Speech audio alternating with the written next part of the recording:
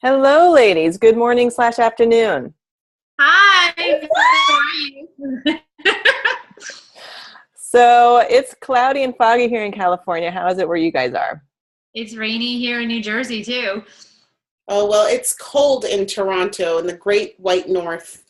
Wow. So we're all missing a little vitamin D today, but that's okay. Maybe tomorrow. Yeah.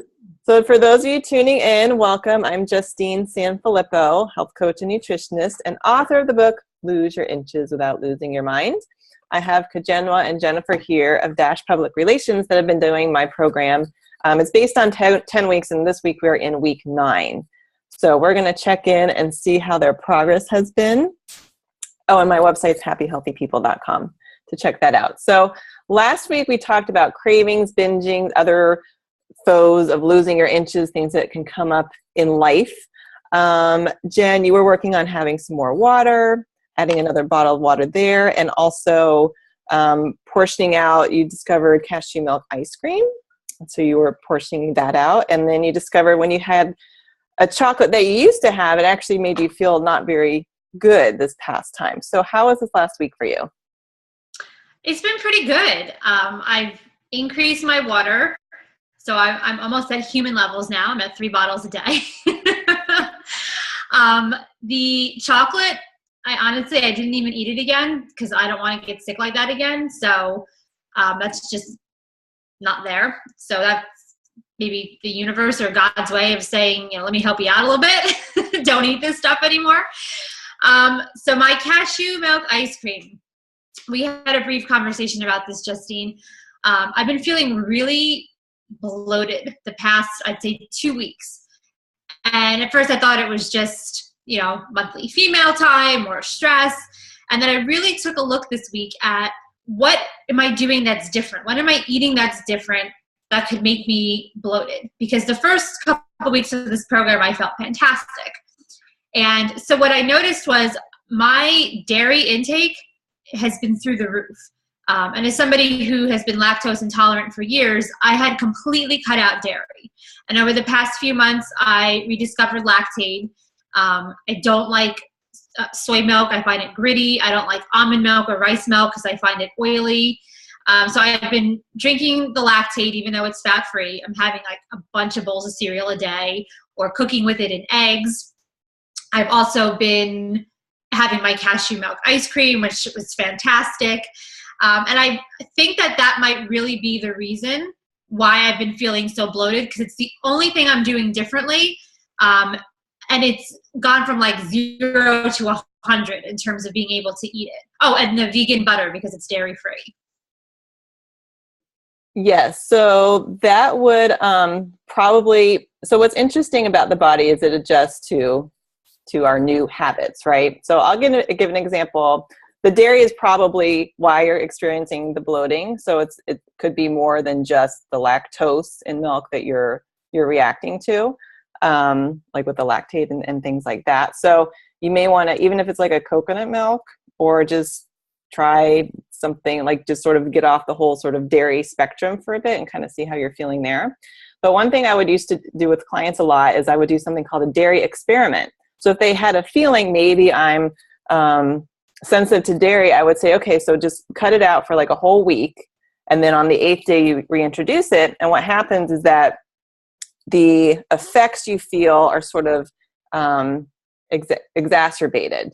So normally if a person feels like they have to blow their nose a lot, or maybe have headaches or feel kind of stuffy, and they think that's normal, or they have like a little bloating, if they cut out the dairy and then have it on the 8th day, then all those things they thought were normal will sort of be a little bit, more than usual. So, and I could use the example too of gluten. Like I really can't have gluten, but sometimes I'm like, oh, just a few bites are okay. And then I'm reminded very quickly of why I don't have gluten is because it really hurts my stomach and makes it like bloated and like puffy and stuff like that. So then I'm quickly reminded why I don't have gluten. So that is probably it. So knowing this, what do you think you might do?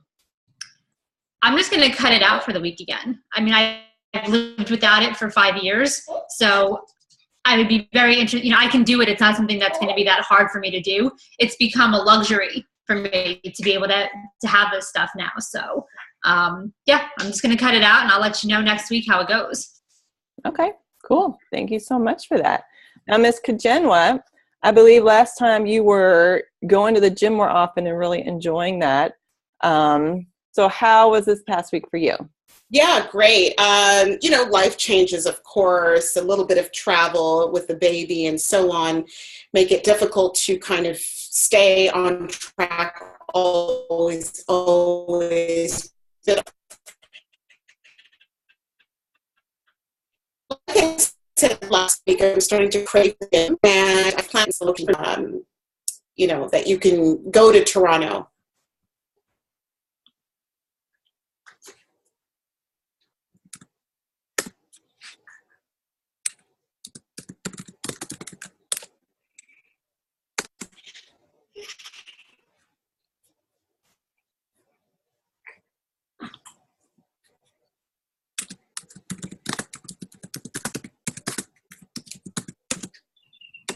Baby, you're good now. Just take 2.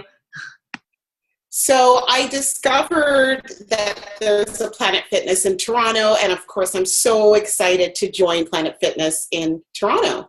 So there's no excuse. I've gotten rid of the excuse problem in my mind, and I'm fixated about getting to the gym. I do have to be at a beach this summer, so I'm really motivated to put on a good bathing suit and be happy with that. I'm also working on some shakes, I guess, since we talk about juicing. Juicing is juicing, and you need a good juicer. But every now and then I use my blender and produce a shake. And I put some kale in there. Justine, maybe you can let me know if it's a good blend or mix. A little bit of kale, a little bit of banana, some protein powder, some 2% milk, and I think a dash of maple syrup just because I need that sweet kick, and that's just me. And I blend everything up and then get my protein real quick. So maybe you can let me know whether that's a decent option for a shake. Yeah, I think that sounds great. I mean, kale is such a super healthy dark green. You get tons of nutrition and vitamins from that. The banana offers a little sweetness. A little bit of maple syrup is totally fine. Protein powder is great. And then, yeah, you can have milk. Great. If a person can't have milk, they can try, like a cashew milk, almond milk. I stay away from the soy milk, really, and the rice milk tends to have a lot of sugar. So I think that option sounds wonderful, and good job for figuring out how to work out even when you're traveling. Yeah. I have to say, I was so proud of her. We had a couple of meetings this week, and, having so many different clients, I'm at one location and she's at another, and then we reconvene in the evening to talk about what happened that day or what's going to come up the following day. And I'm on the phone with her and I hear like, what are you doing? She's like, I'm on the treadmill. I was like so proud, that now we're taking calls when we're exercising. So good job, Kajenwa. That is really cool. And good job to you, because you were also on the treadmill one time. I told you. Yeah. I mean, we sounded like, herding buffalo, but we got through it. That's awesome, guys. And also there's something you could do called stand-up meetings. So you could, walking on the treadmill is great. Super. So let's talk real quickly about week 9. So it's called juicing, going organic, and vitamins and supplements. We touched a bit on the juicing / a shake in a blender, the NutriBullet. Anything like that is just a really quick way to get in some nutrition. So you want to do more greens in there versus like all fruit, because it's just like really all sugar. And make sure there's some protein in there. Avocado in a shake is really delicious. It has no distinct flavor, but it really offers some nice creaminess and some healthy fats there too. So that might be something to consider. And then going organic. So a lot of people I work with, they're on a budget and concerned about, what do they really need to get organic? And yes, organic produce and foods is more expensive than conventional. So I really just go with what your budget is. I mean, if you have food and products that are produce that's in season, it's always cheaper, even if it's conventional or organic. It's cheaper than during the rest of the year. Farmers markets are a great way to get in some healthier options, more on a budget, and sometimes you can negotiate with the vendors. And also considering, let's say like there's an apple tree or like an avocado tree. So you want to consider like what the actual produce looks like. So if it has sort of a hard peel or rind around it, it has a little bit more protection from the pesticides and herbicides and things like that versus like a lettuce leaf. So you just want to think about if something's going to be sprayed, does it have any protection on it? If not, yeah, like lettuce, grapes, apples. I'll pretty much always do those organic. One, they taste better. They just do. And two, you're not just ingesting all those pesticides, which we really want to try not to do. And then I touched on vitamins and supplements. So there's so many different kinds of vitamins we can have, and it can be very overwhelming. Ideally, you get most of your nutrition from foods. Ideally,